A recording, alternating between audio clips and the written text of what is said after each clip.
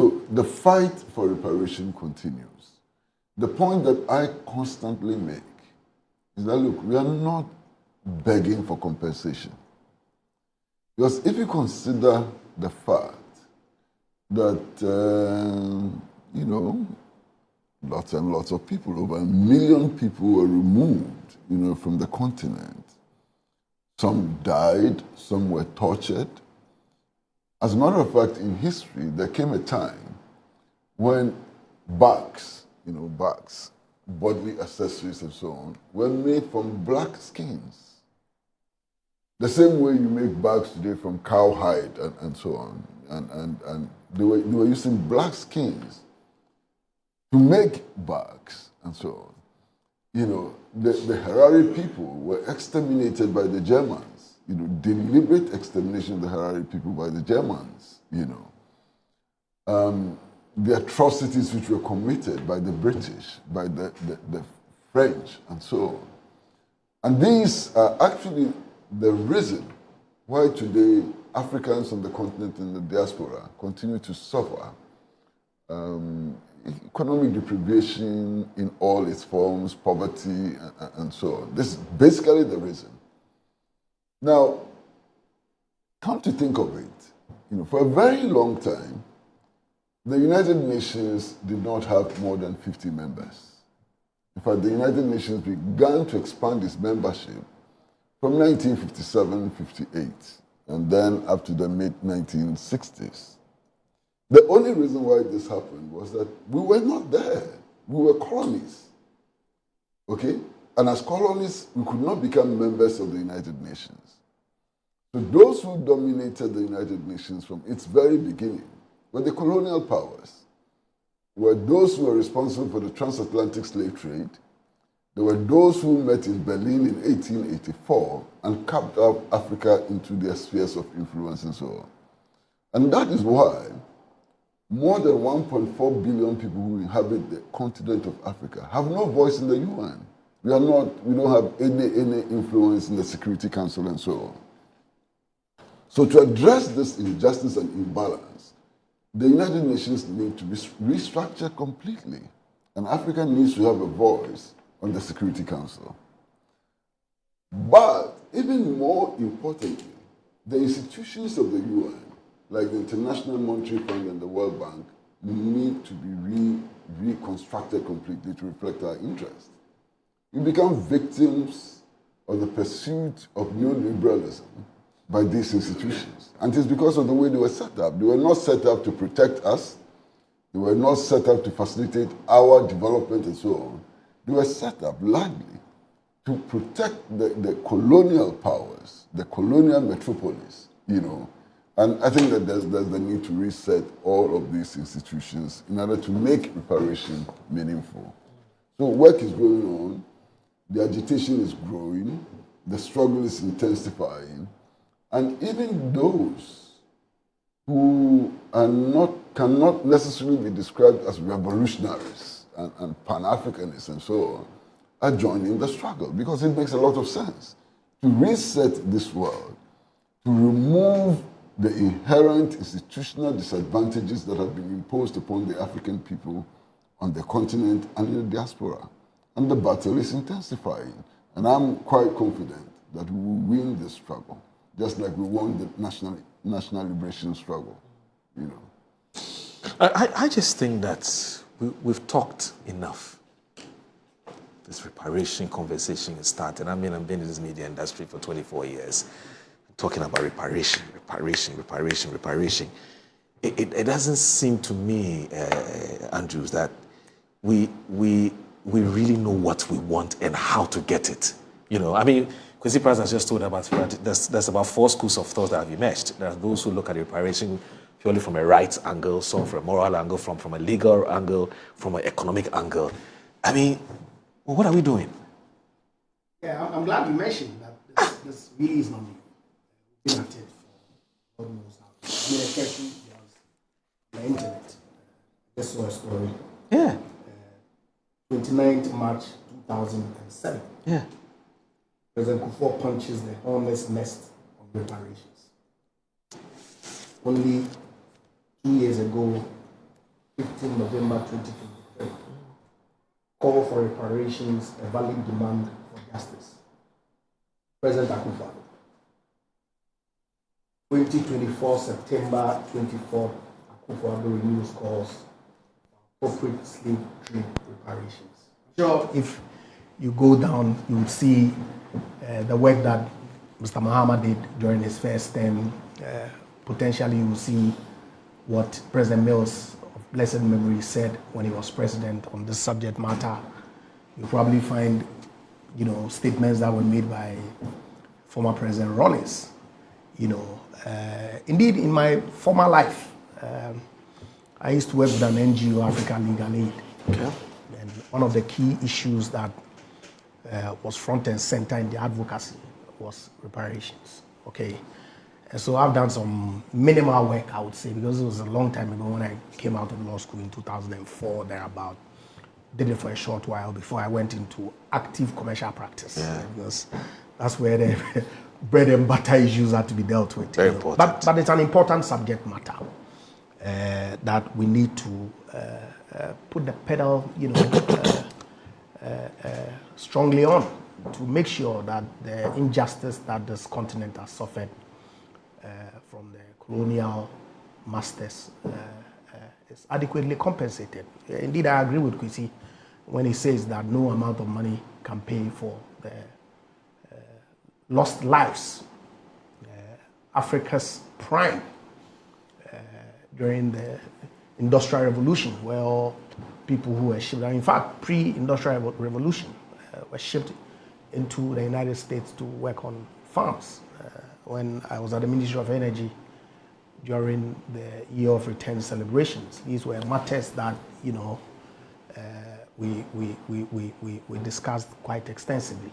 And so it's important that now that we have a reset, it's a favorite word that I heard Kwesi use on 2 occasions. That's the lingua now in town.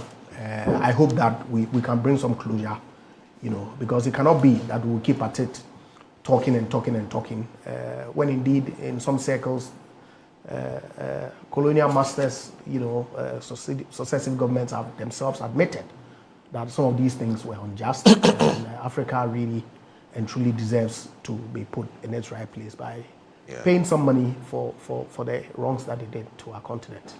I cannot agree more. Yeah. Now, the bit that I like to add is that in these conversations, a lot of us start the conversation from 1844. Yeah. Where Otto von Bismarck Yeah. invited his colleague leaders in Europe, and they sat around the table without an African president and carved Africa up into their spheres of influence. But it goes deeper than that. I mean, if you look at history, you can actually start from 1452. You understand? Even then, you could go back. But in 1452, the Pope of the Catholic Church, issued what is now referred to as the Papal Bull, which was a legal document, authorizing King Alfonso of Portugal to go out into the world and civilize us. Because the Pope assumed that we were not civilized. So the Pope said they should go out and civilize us. And also declared our lands as vacant lands. Oh. So they could grab the lands, they are vacant lands. How the Pope could see the lands as vacant and still come to the conclusion that people on the land were uncivilized is a major contradiction which it's impossible to resolve. Now the point I'm making is that the church itself profited hugely from the atrocities which were committed against the African people. Today the Catholic Church is one of the richest institutions in the world. Where did that wealth come from? That wealth came from our enslavement. That wealth came from colonial occupation. That wealth came from the dehumanizing treatment that we were subjected to. But beyond that, it's also all of these huge companies, huge companies in the colonial metropolis, these giant multinational corporations, why? Many of them were formed with money which was made out of slavery. The Barclays Bank, for example, was established by the Barclay brothers. And the Barclay brothers were slave traders. You understand? So all of these huge multinational corporations whose accumulation, surplus accumulation, has made them the giants that they are today and so on, have a responsibility. You understand? They have a huge responsibility to contribute to the attempt to reset the world. Then, of course, you look at religion. Generally look at religion. Akwinedi, the Church of England, all of that. What is that? This is just competing superstition. Just competing superstition. They are all just superstitious institutions, and they're competing for supremacy and so on. But through these processes of colonialism, of genocide, of racism, and so on, the African superstitious institutions were destroyed. To the extent that today, Africans feel that their own superstitious institutions are inferior to the superstitious institutions of the West. To the extent that in Ghana, we have had presidents who said that, look, at state functions, there should be no pouring of libation, and that only Christian rituals and Muslim rituals should be allowed. In the face of the evidence provided by Bishop Kwesi, who has written to say that the pouring of libation is not substantially different from the taking of the Holy Communion, and so our leaders are so ignorant, excessively ignorant, confused, victims of colonial indoctrination to the extent that they will not allow the pouring of libation as state functions. And only 2 weeks ago, the Gamanche, I think, raised this issue. These are all issues on the table that we need to look at. The religious impact, the impact for business, and so on. We have a long way to go, and it's a long battle. But I know that we will win. But Bobo, Yeah. do you think that perpetrators of this, or the perpetrators of these heinous crimes or atrocities against us, are prepared to give us what we want? So really, it's a question of whether the sins of the first and second or third generation should be visited on the 9th, 10th, and 11th generation. Okay. But I guess it's a conversation that we need to keep having.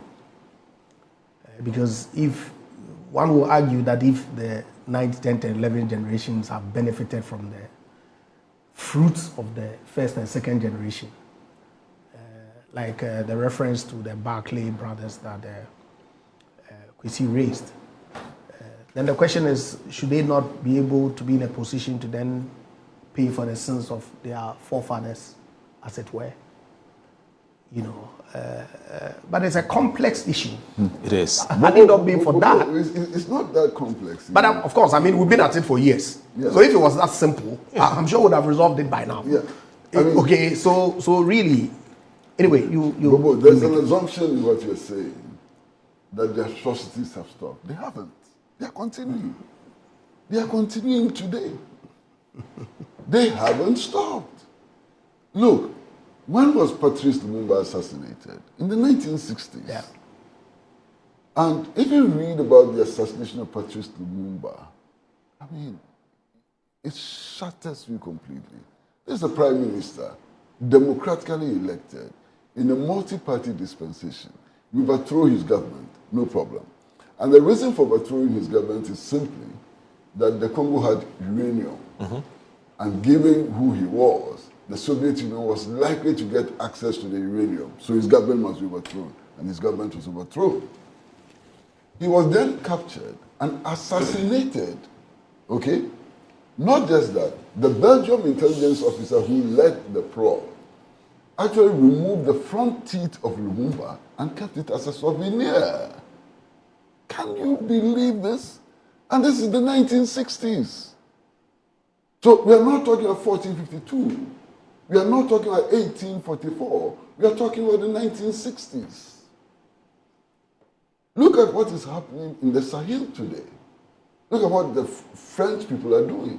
Today in the Sahel, you have Ukrainian intelligence operatives openly, publicly, working with the jihadists against the governments that are engaged in a patriotic revolution in the Sahel. So it is happening. Ukraine today, they openly admit it. You understand? And their so-called justification for their involvement in the Sahel is that the Sahel states are getting assistance from Russia. So they've moved in. They are killing Malian soldiers. They are killing Burkinabe soldiers. They are killing Nigerian soldiers, and so on. So the atrocity is continuing up to today. The overthrow of Nkrumah was an extension of the atrocities which the capitalist states, committed against the people of Africa. And the declassified documents are there. I mean, there's this very popular book now. It's called The Great Deception, How the CIA Overthrew Nkrumah. And these are declassified documents of the Central Intelligence Agency itself. So all the details are there. There's this other famous book by Jack Mahoney, the son of a former U.S. ambassador to Ghana, I think it's called JFK, or Deal in Africa. And if you read their own account of what they did and are doing, it's not just about what they did. What they did and are doing in Africa today is horrifying. Horrifying. And one of the things that really frightens me is the establishment of U.S. military bases across our continent, U.S. and NATO military bases across our continent. Those military bases have not been set up yet to produce corn and cassava. They are not factories transforming agricultural products into finished products and so on. These are instruments of war, of oppression, of aggression. You understand? And I think that, look, the reparation movement needs to pay attention to what is continuing today on the continent of Africa and in the world. We need to change this world if we have to make any progress as African people, wherever we are, whether we are in the diaspora or we are in the continent. Look, it is time to tell the story of Haiti, and I'm sure you know the story of Haiti. Why is Haiti today in turmoil? Because Toussaint Louverture, I don't know if you've ever heard the name, Toussaint Louverture, he was a slave, never went to school. Toussaint educated himself and then formed a liberation army to free slaves. So the slaves Toussaint managed to free, eventually got formed into an army. And they established Haiti as the first independent African state in the world. Haiti. Haiti was established by Toussaint Louverture and the slaves he managed to free. If you go into history, Toussaint's army defeated Napoleon's army. If you read military history, these Western countries claim that Napoleon was such a genius, military genius and so on. His army was defeated by the army of Toussaint. You understand? And up to today, the French have imposed, payments on Haiti. Haiti is supposed to pay for the defeat of Napoleon in war. Haiti is supposed to pay for what it did in order to maintain its independence. And it's huge.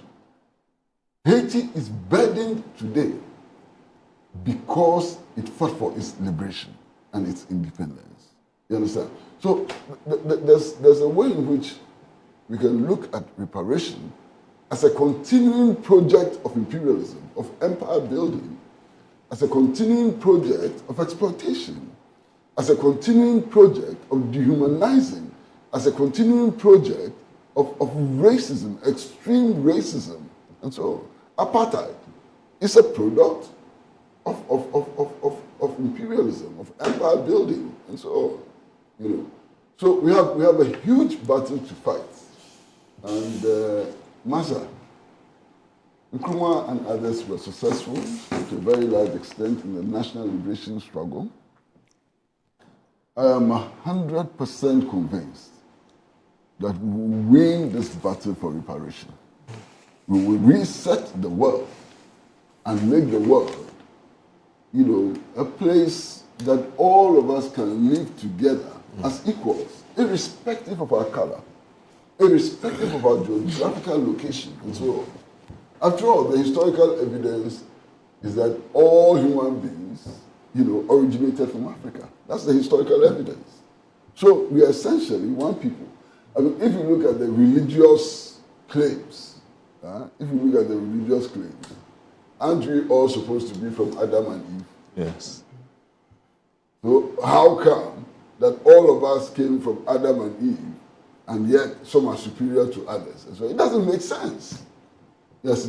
So the anthropological evidence is there, the religious claims are there, and so on. And it's clear that inequality is an aberration which must be removed and can be removed, and we will remove it.